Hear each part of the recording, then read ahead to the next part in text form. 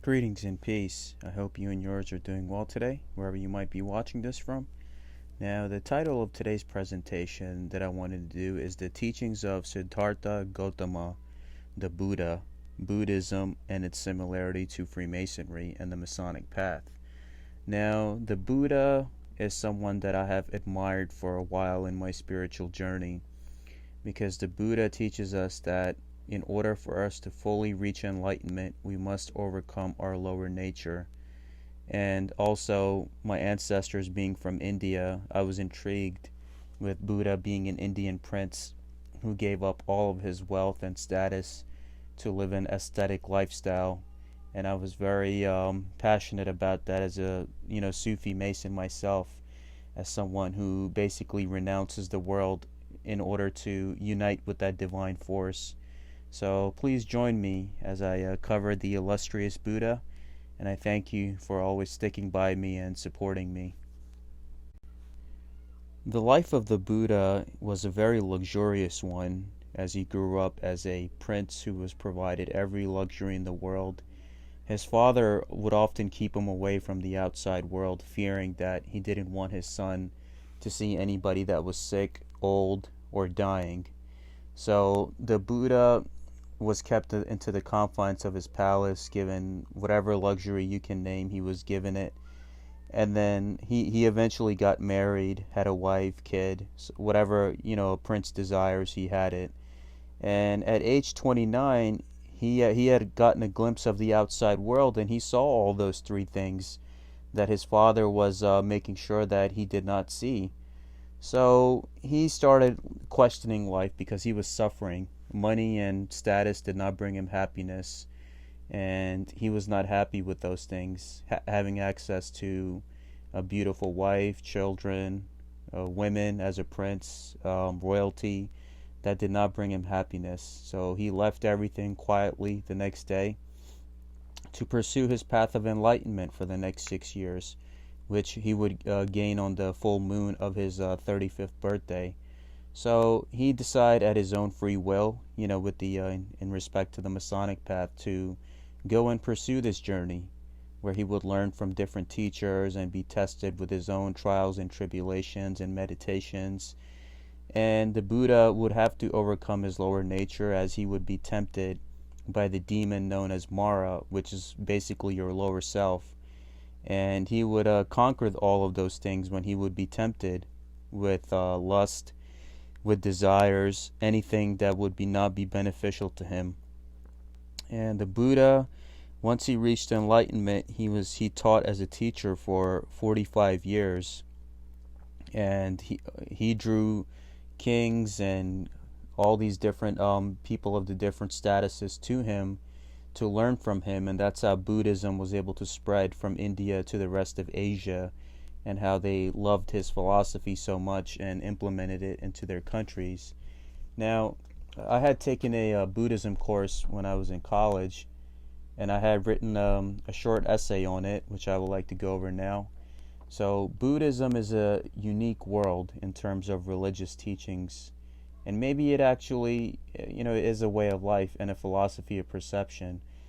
The life and teachings of Siddhartha Gautama are immortalized in time, as we see the examples of a noble heart that left all the riches and pleasures for the sake of fulfilling his divine life mission, along with assisting others on this earthly realm.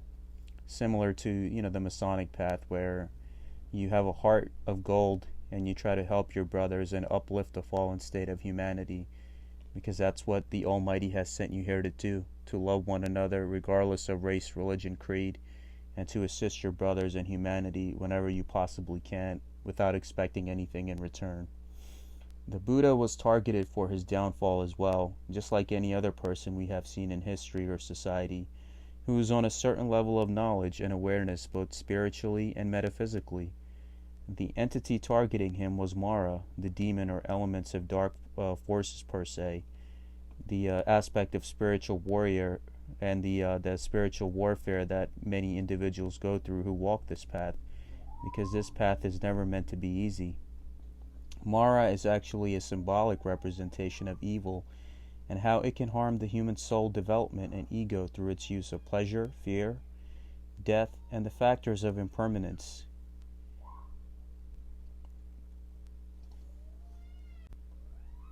As we see in this painting, when Buddha was trying to reach enlightenment, Mara was tempting him with his daughters, with all the worldly pleasures that were out there. And the Buddha was focused on reaching that source where none of those things were able to win him. And this Mara is basically the physical appetite of human nature, and why many can't resist getting hungry, horny, and the other comforts of their, of their bodily pleasure that and comfort that they need. And he lived a very aesthetic lifestyle, which, from my spiritual school, I have seen a lot of people do that in Sufism. And the innate appetites are actually Mara and his pleasures in symbolic form, but Siddhartha was able to defeat that element of this worldly realm. Siddhartha won through pure willpower, intention, and conviction to reach enlightenment and leave this world in a peaceful manner by teaching and impacting as many people and things he could. Mara can be related to today's world as well, as we see the music and entertainment industries of Hollywood and the worldly domains where you get famous and rich. Mara is that lust and desire for fame and fortune that causes many young men and women every year to sign their souls over to the entertainment industry, not realizing that it's only a temporary worldly fame. Once these individuals are used up, they are discarded and usually end up with mental issues, drug problems, or other things. The cycle continues every year. These individuals who no one knows about that are getting famous in the world and on the internet in a span of days. There's a reason behind everything, and you pay with your karma if you make the wrong decisions while here on earth. Your ancestors and your spiritual companions did not send you here to sell out. Siddhartha is a living example amongst mankind that if he can defeat Mara's offer of fame, pleasure, etc., so can we by creating that middle path balance and navigating through this life while remaining true to our integrity. Now, we see this carrying out in today's world as well, where everyone is kind of condemning each other. They're like, okay, you're right and I'm right, you're wrong, I'm wrong. So everyone's falling into that trap. No one's teaching human unity. I mean, all ways of life teach us to love and respect one another, including the Buddha and Buddhism. And it's not saying that, okay, if you don't believe what I believe, then you're wrong, I can't be friends with you, and I'm going to condemn you, and they just label you with all these things. We got to learn how to walk the middle path, as the Buddha teaches us. And, the path to true enlightenment, as Siddhartha Buddha teaches us, is by overcoming the ego and being in tune with your higher self and nature, like he did at the tree, and was also protected by the entities like the Serpent King, King Mukalinda. I mean, he was loved and protected by all beings. And Mara's attempts to make us angry, hate, and deviate away from true peace is what will keep mankind in its cycle of continuing to be recycled and coming to this realm until the proper nirvana is reached, to move on to higher realms and become an ascended master like Siddhartha, Jesus Christ, Moses, Prophet Muhammad, peace be upon them all. Like any human being, Siddhartha was at a comfortable point in his life where he had a palace, resources, a wife, a child, which are the essential things in life that would make most men satisfied of their progress and where they stand. When he awoke from this ignorance and saw the old man, the sick man, and the corpse, Siddhartha realized that those phases were unavoidable, no matter how sheltered he was in material life. There he had the epiphany to leave everything in silence in the middle of the night and pursue his path of enlightenment. In the same process, he gained Mara's attention, which, just like in modern symbolism, you see men and women who are spiritually awoke or knowledgeable be put in a program where they are put down and targeted no matter what. Life takes them in a sea of endless suffering regardless of their noble hearts and being kind to everyone. Everything you do in life comes at a price that includes the privilege of piercing through the illusions of this world, in which then you follow Siddhartha's path, or the Masonic path of being a Mason, of resisting ego, temptation, and attempts to make you fail, or lose your patience and courage, because you have to circumscribe your desires and live within due bounds. And as the Mason or as the Buddhist, you have to chip away at your rough edges and make yourself that perfect ashlar stone as you become the perfect man in union with the divine. And Siddhartha's realizations and teachings are essential to all of us in terms of accepting reality. I mean, losing the fear of death and health, and to come to terms that if you get chosen for this path of enlightenment, elements like Mara and other dark forces will target you and tempt you to deviate you away from life's divine mission. Siddhartha teaches us that to tread this path or to walk this path, you gotta be careful. You gotta be careful and follow this path like the middle path, and be good to yourself and others as you reach nirvana, because that's the greatest gift that you have, is what good did you do for yourself and others. It's not about how rich you were or who did you do wrong and who did you do right. It's about what did you do which causes you to elevate to that next level. And that's what we can learn from the teachings of Siddhartha, which are also similar to the one who's initiate of the Masonic path as well. The best practice of the Buddhist path and the Masonic path is the aspect of engaged Buddhism and the fields of practice and the modes of practice.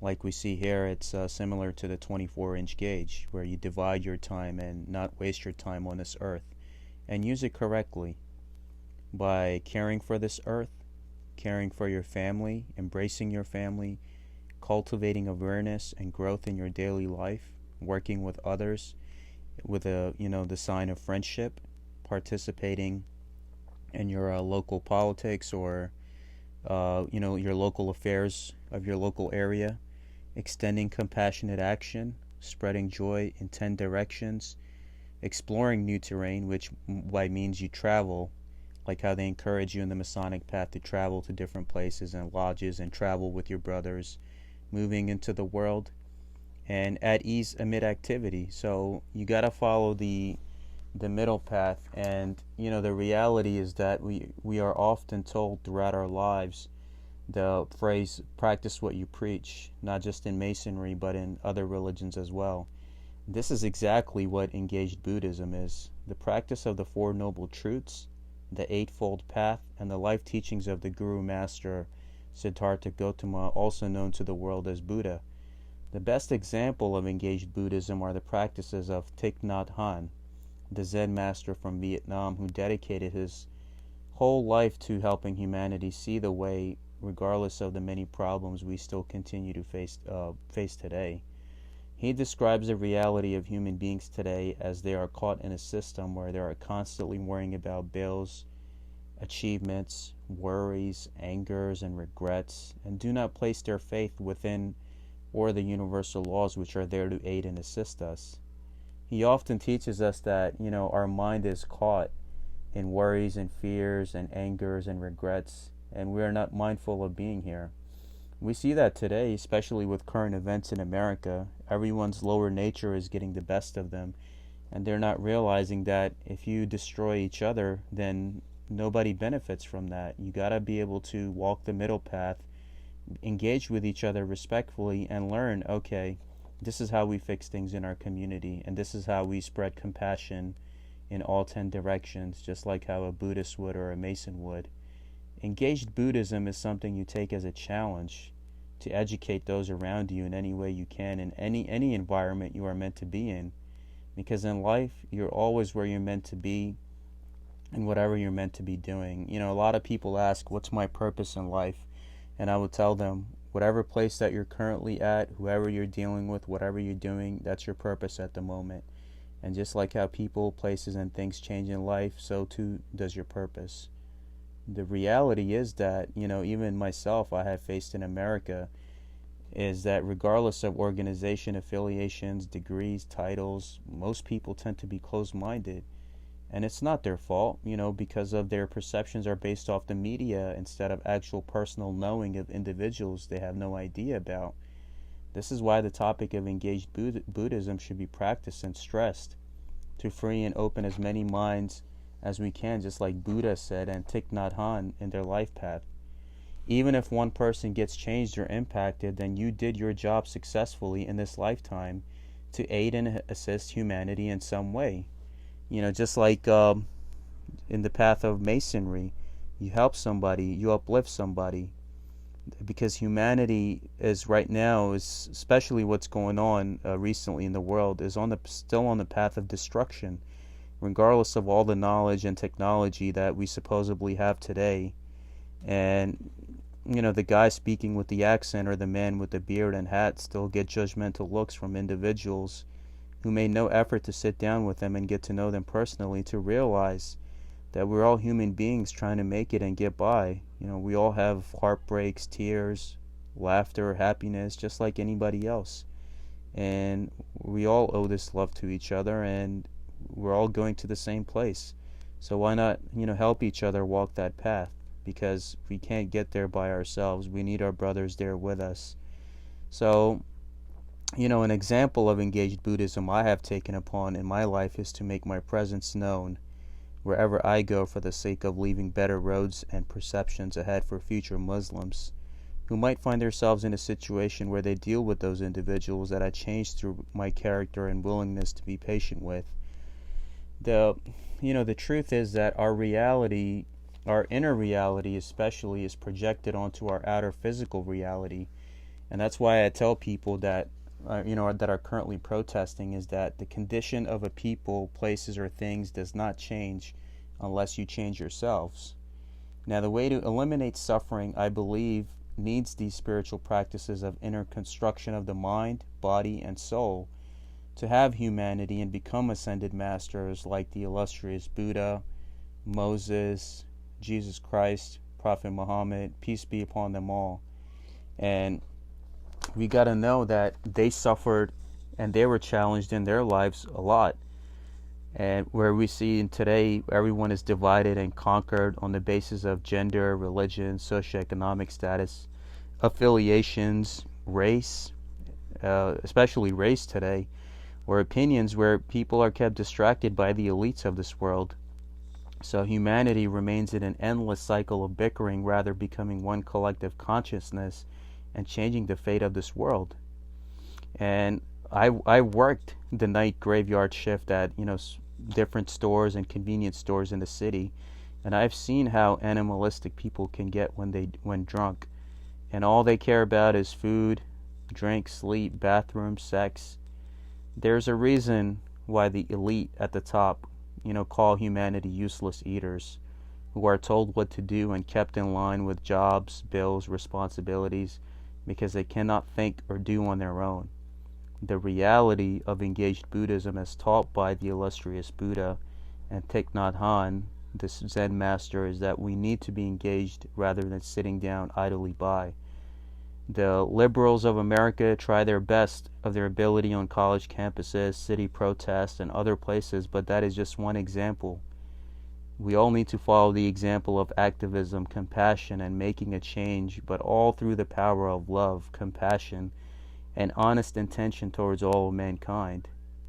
The practice of engaged Buddhism is required all over the world, but most importantly in the U.S., which is the modern-day Babylon, Rome, Egypt of our time in terms of a superpower nation, that the rest of the world follows, because whatever happens here is a domino effect all across the world.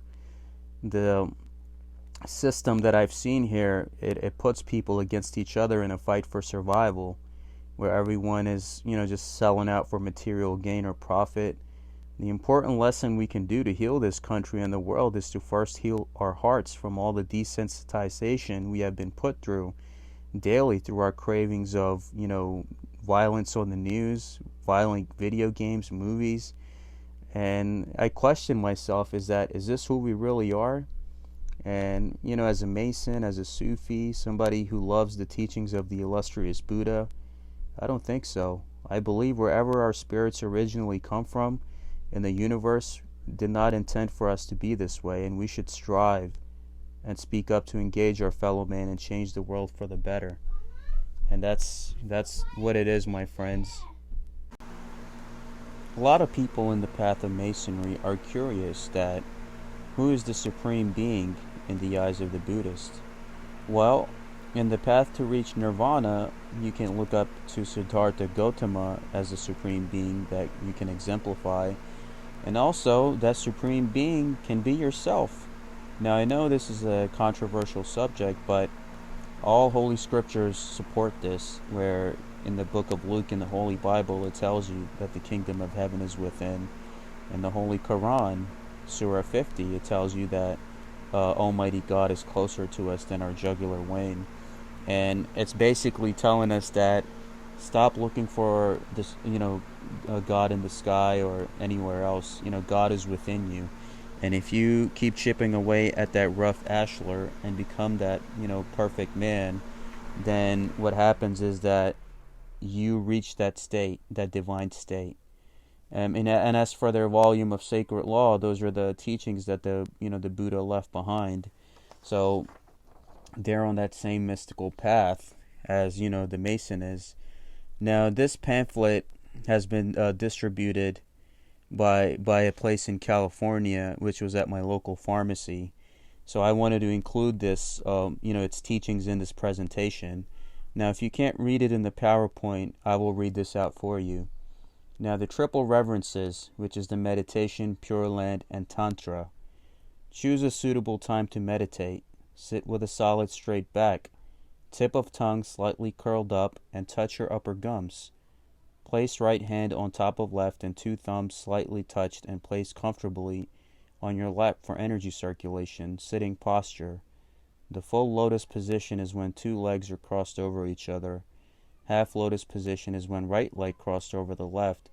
Individuals with physical limitations may use a chair or back support. Do not flex or restrain your muscles while meditating. It must be in a relaxed and tension-free posture. With a comfortable posture, it's time for taming the monkey mind and calming the unsettled heart from within by breathing in and out naturally, rhythmically and accordingly through the nose without forcing or stopping the flow of breathing, because your breath is what connects you to the universe. Meditation will give you spiritual liberation. It cures and helps prevent various sicknesses, extends lifespan, nourishes the mind and body. It helps acknowledging and letting go of selfishness, ignorance, and anger by releasing mental stress and pain through breathing and filtering the mind and heart. The basic principles of all Buddhist practices consist of upholding precepts, meditative, concentration, and wisdom. 3 retributions: control your thoughts, what you think; right mindfulness, control your words and what you say, right speech; control your actions and what you do, right action. Just like how a Mason has to control his passions, subdue his passions, and circumscribe himself in all situations, because he always has to exemplify himself as the perfect master. Now, all existence and entities are created from the mind and heart. Breathe in with a tranquil mind, breathe out with a peaceful smile. Dwell in the present, live the precious moment. Namu Shakyamuni Buddha. Right? So, Hum Fat Mi Da Pa Di Ani Mo Ma Nam Om.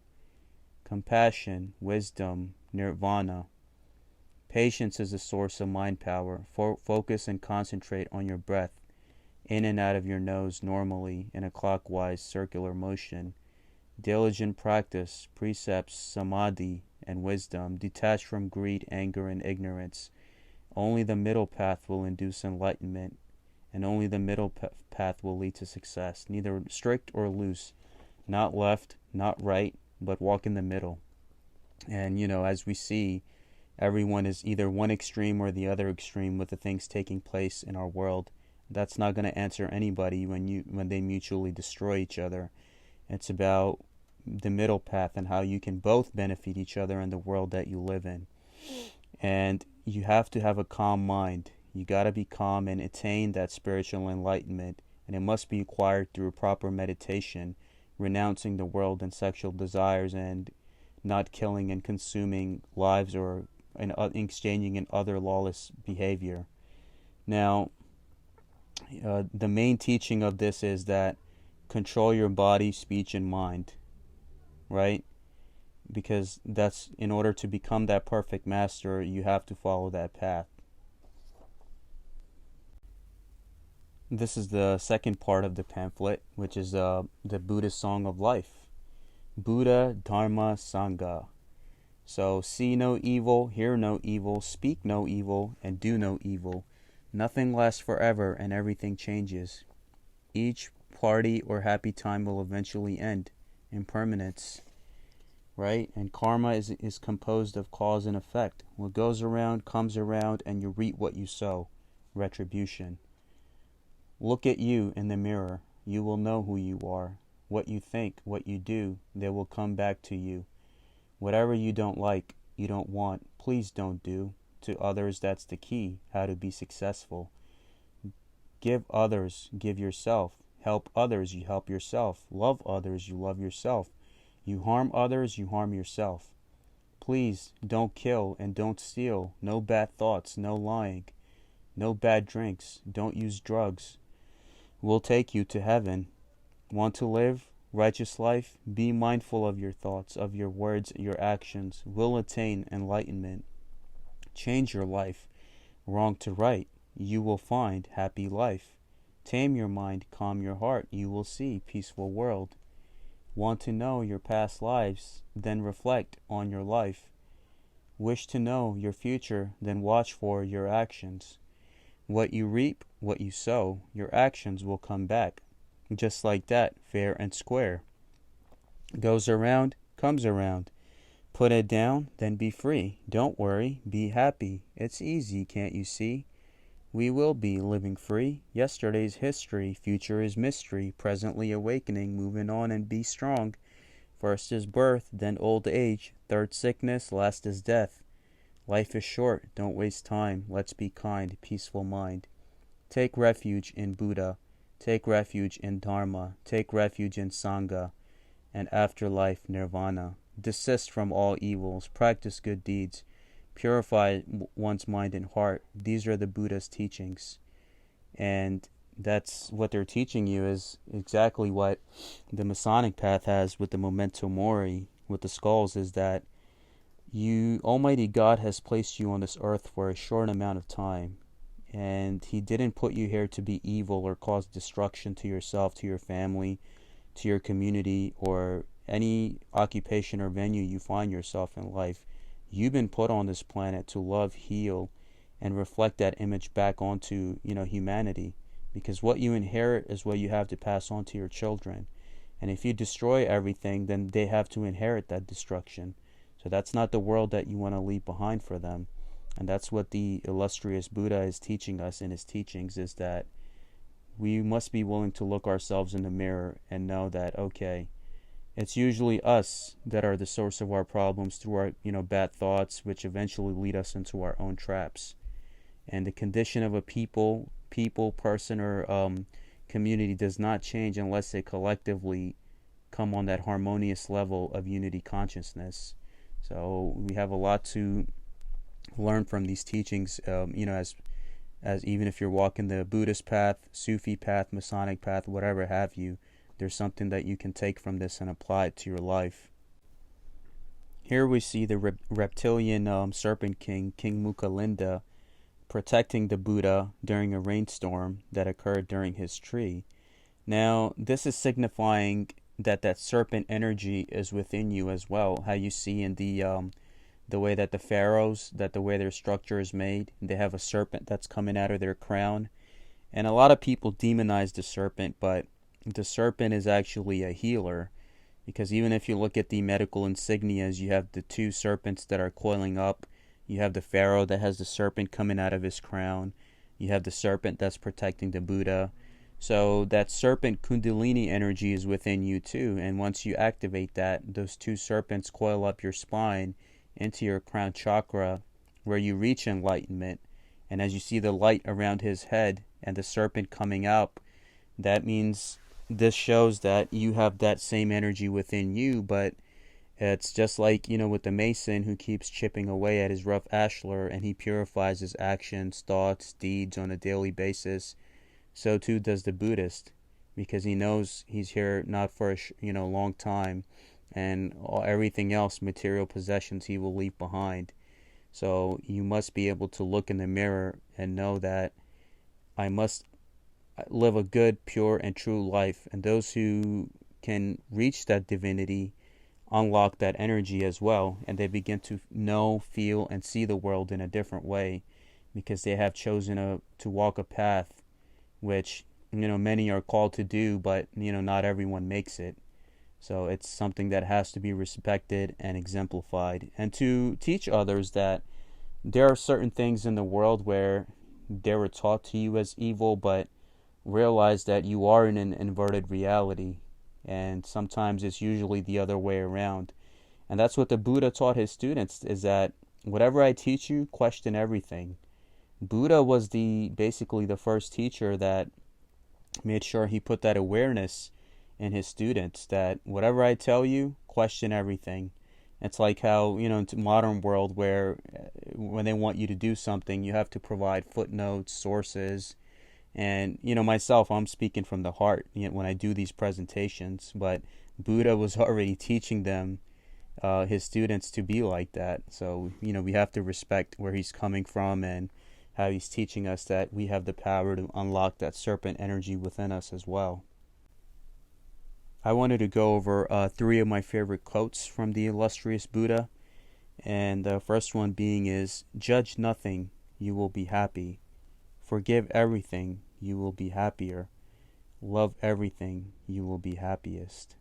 And what the Buddha is teaching us is that too often in our lives we often judge somebody on what they look like, what they're wearing, what they smell like, and we think that this person, he's beneath me or he's above me, and we fall into those inferior and superior complexes.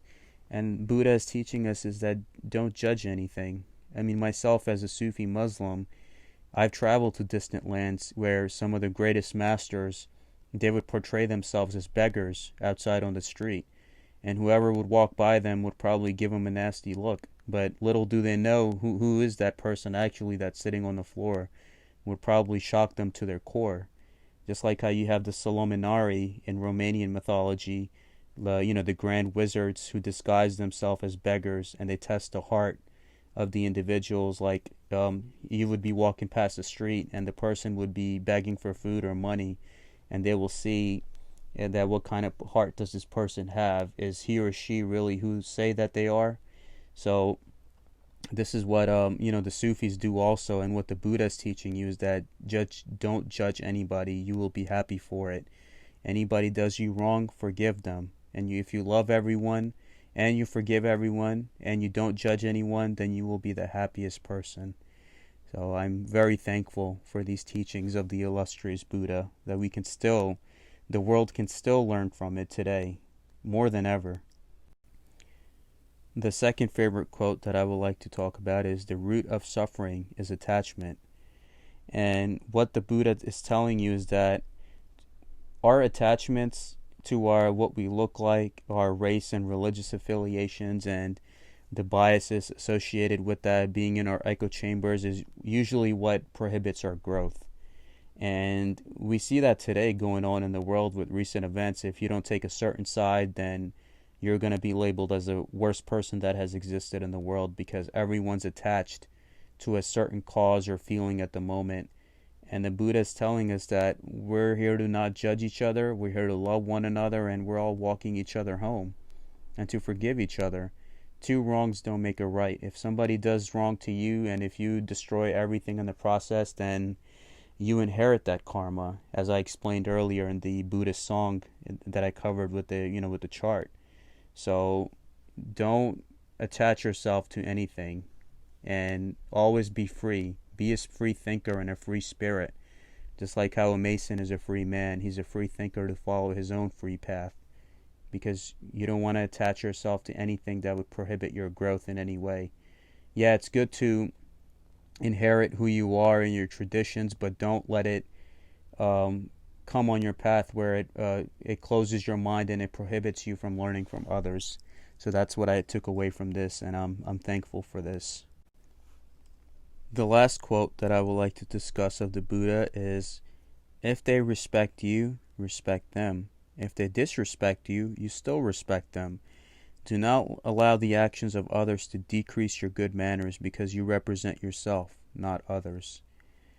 And what the Buddha is teaching us is that sometimes in life you have to compromise. You have to give respect to everyone, even to those that don't deserve it, because that exemplifies your character and who you are as the exemplar to humanity with whatever attributes you represent or whatever titles you represent, whether you're a Buddhist, a Sufi, a Mason, whatever spiritual path that you're walking, you represent that. And it's like what's going on social media these days is that a lot of people hide behind the square and compasses, but they don't display that so-called enlightened behavior when they're just arguing with each other and fighting with each other. You have to hold yourself up to a higher standard if you're choosing to say that I'm walking on this certain path and this is what I have to exemplify. And the illustrious Buddha is teaching us is that your actions reflect on you. And if you represent any organization or group, then you represent the collective. And if you want to attract others to your cause, then you can say all the good words you want, but they're going to see how you act, and that's what's going to make them come to you. And even with recent events going on, if the behavior exemplified is not good for anybody's benefit, then you're going to have more people. It's actually a reverse effect where you think you're doing good, but it's actually turning more people against you. So Buddha is teaching us that we must always be respectful. Even if somebody does us wrong, we forgive them and try to walk the middle path of solving our situations in life and solving them through dialogue and love and respect, because this life is short and we owe that love to each other, no matter what your race, creed, or color. I thank you all for watching and enjoying my presentation, and I'm thankful to all of you who always stuck by me and supported me no matter what. If any questions or comments, please email me at salmonshake911@gmail.com. All images and thumbnails used for this presentation were retrieved from public domain searches, protected under copyright laws of fair use, education purpose. My videos are always for education, awareness, and non-profit purposes. My intention is always to make these videos to bridge the gaps between different communities. So now if somebody from the Buddhist path wants to follow Masonry and he types up Buddhism and Freemasonry, my video can pop up, just like how in the previous subjects I was able to make that difference.